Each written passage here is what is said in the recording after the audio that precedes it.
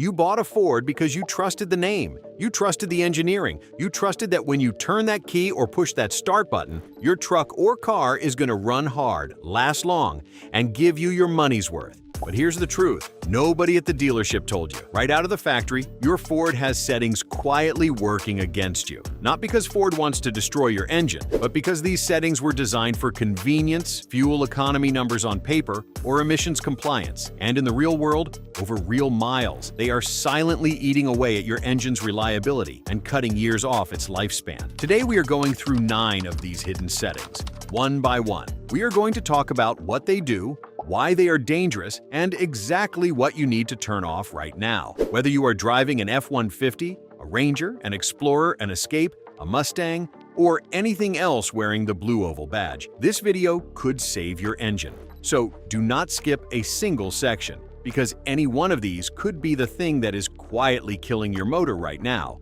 Let's get into it. Trick number 1. Auto start-stop is destroying your starter and your engine bearings.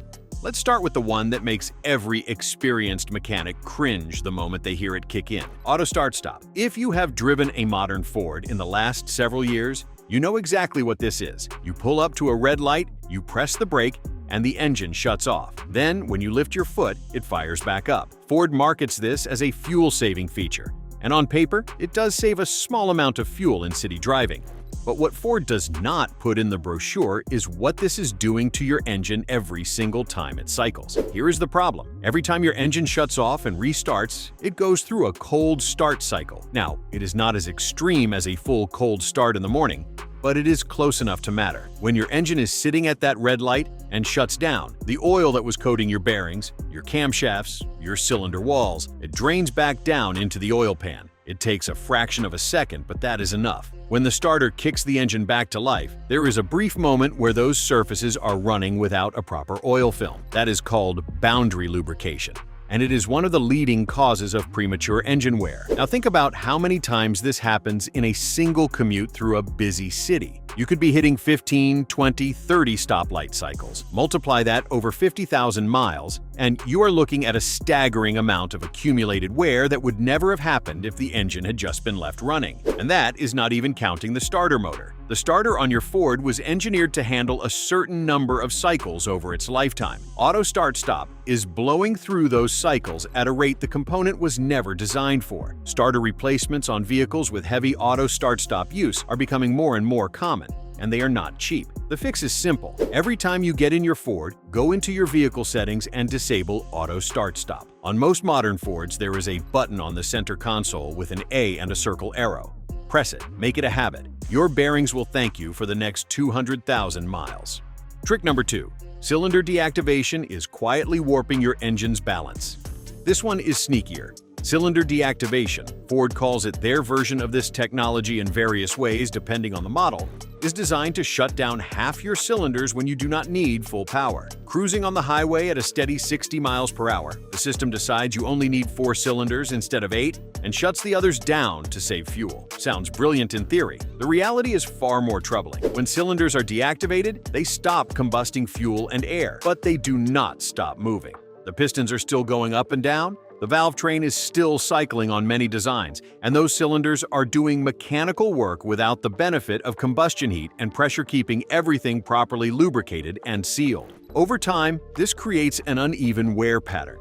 The active cylinders run hotter and work harder. The deactivated cylinders run cooler and develop different wear characteristics. You end up with an engine that has essentially lived 2 different lives inside the same block. Beyond wear, there is the issue of engine balance. Internal combustion engines are precision-balanced machines. Running on half your cylinders creates vibrations and harmonic imbalances that the engine was never designed to sustain for extended periods. These vibrations travel through your motor mounts, your drivetrain, and over time they accelerate wear on components throughout your entire vehicle. You can address this through a tune or, on some Ford models, through specific settings in the instrument cluster or sync system that allow you to modify engine behavior. If you are serious about engine longevity, research your specific model and year to find the best way to keep all cylinders firing the way Ford's engineers originally designed them to work together. If you made it this far, then consider liking this video, giving it a thumbs up, and subscribing to my channel. This helps me bring you more honest car advice.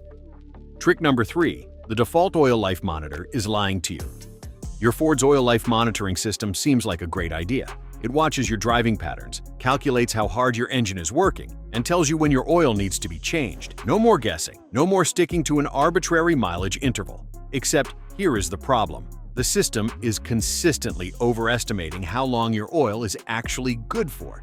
The algorithm was calibrated under controlled conditions with specific driving patterns in mind. If you tow regularly, drive in extreme heat or cold, make a lot of short trips where the engine never fully warms up, or spend a lot of time idling, and if you drive a Ford truck, chances are you do at least some of these things, your oil is degrading far faster than the monitor realizes. The system does not actually measure the condition of the oil. It models it based on assumptions. And those assumptions are often wrong for real-world Ford owners. Old oil loses its viscosity. It breaks down and loses its ability to form a proper protective film on your engine's internal surfaces. Running degraded oil is one of the single most damaging things you can do to an engine, and doing it because a dashboard monitor told you it was fine is a painful way to learn a lesson. The setting to change here is your own habit. Do not trust the monitor blindly. Set your own calendar reminders. For most driving conditions, you should be changing your oil every 5,000 miles with a quality synthetic. If you tow, go off-road, or drive short trips frequently, drop that to 4,000 or even 3,000 miles. This is your engine. Do not let a software algorithm make the call. Trick number 4. Aggressive transmission shift. Programming is shredding your clutch packs.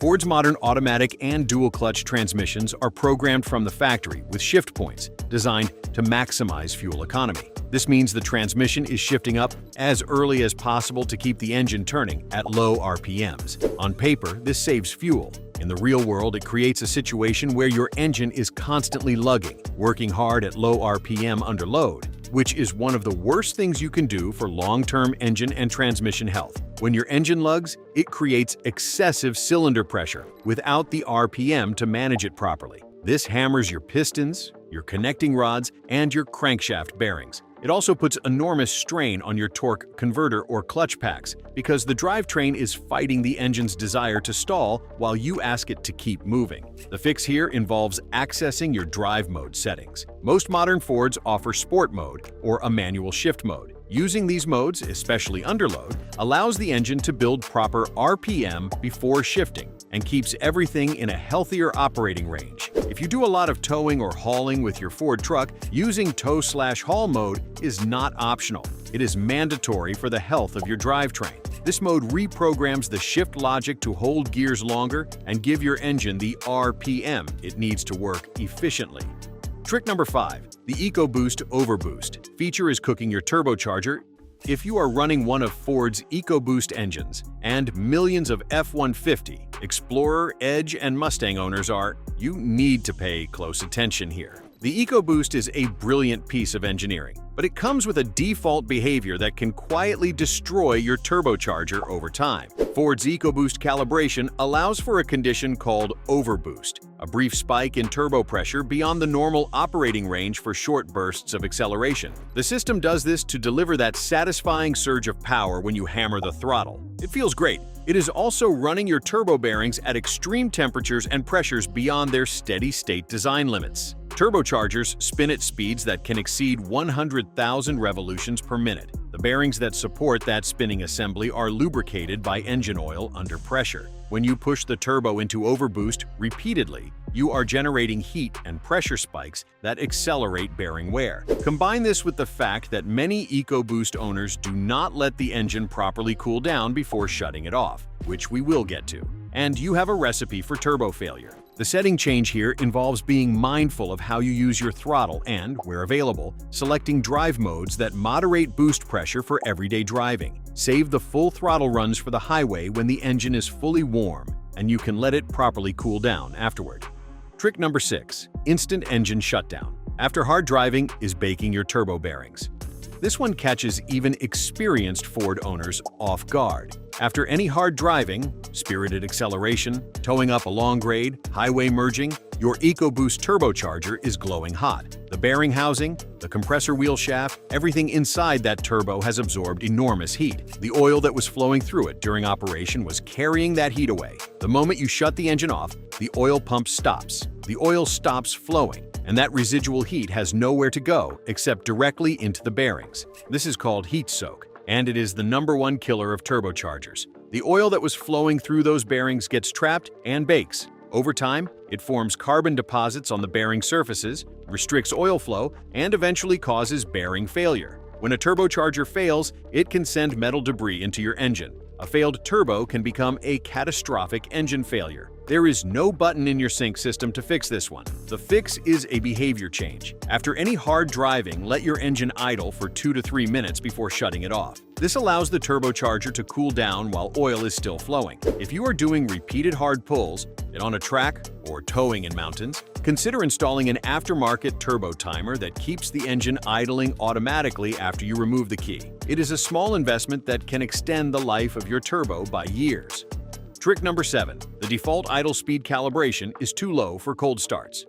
When you cold start your Ford on a winter morning, the engine management system sets the idle speed. The factory calibration on many Ford models sets this idle lower than what would be ideal for maximizing oil pressure and ensuring proper lubrication during those critical first minutes of operation. Cold oil is thick. It takes time to fully circulate through the engine and reach every bearing surface, every camshaft lobe, every cylinder wall. A higher idle speed in the first minutes of operation means the oil pump is turning faster, generating more pressure, and pushing that cold oil through the system more effectively. A lower idle means slower oil circulation right when your engine needs it most. This is compounded by the modern temptation to drive away immediately after starting. Your Ford's computer will tell you the engine is ready to drive within seconds. And technically, it is running. But the oil has not fully circulated, the engine block has not expanded to its proper operating tolerances, and the piston rings have not fully sealed against the cylinder walls yet. The change to make here is simple. Let your Ford warm up. Not for 20 minutes like your grandfather's carbureted truck, but 2 to 3 minutes of light idle before you put it under load makes a measurable difference in long-term engine health.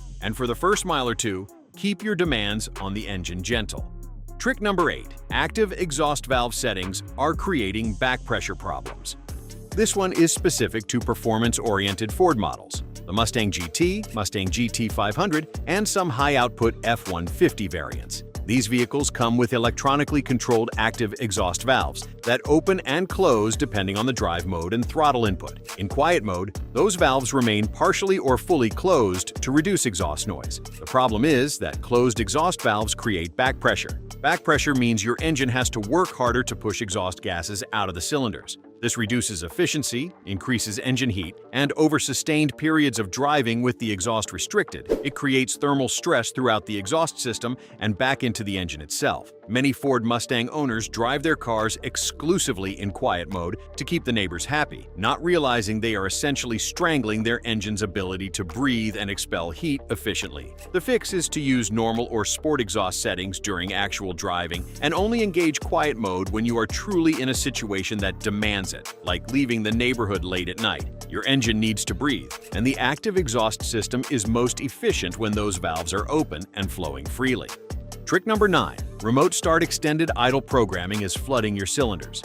Finally, we come to one of the most beloved features on Ford trucks and SUVs that is also quietly doing damage when used improperly. Remote start is fantastic for warming up your cabin on a cold morning, but the way many Ford owners use it, combined with the factory extended idle calibration, is causing a condition called cylinder wash. Here is what happens. When your engine idles for a very long time, especially in cold temperatures, the fuel mixture that is firing in those cylinders is running rich to help the cold engine maintain idle. Some of that unburned fuel washes down the cylinder walls, carrying away the oil film that protects the cylinder surface and the piston rings. Over time, this creates accelerated wear on the cylinder walls and degrades the oil in your sump as fuel dilution builds up. The fix is counterintuitive but important. Use your remote start to warm the cabin, not the engine. Your Ford's engine reaches proper operating temperature faster when it is being driven gently than when it sits and idles. So, rather than running a 20-minute remote start session every cold morning,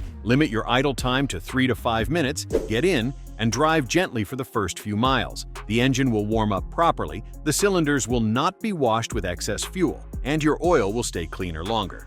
The bottom line.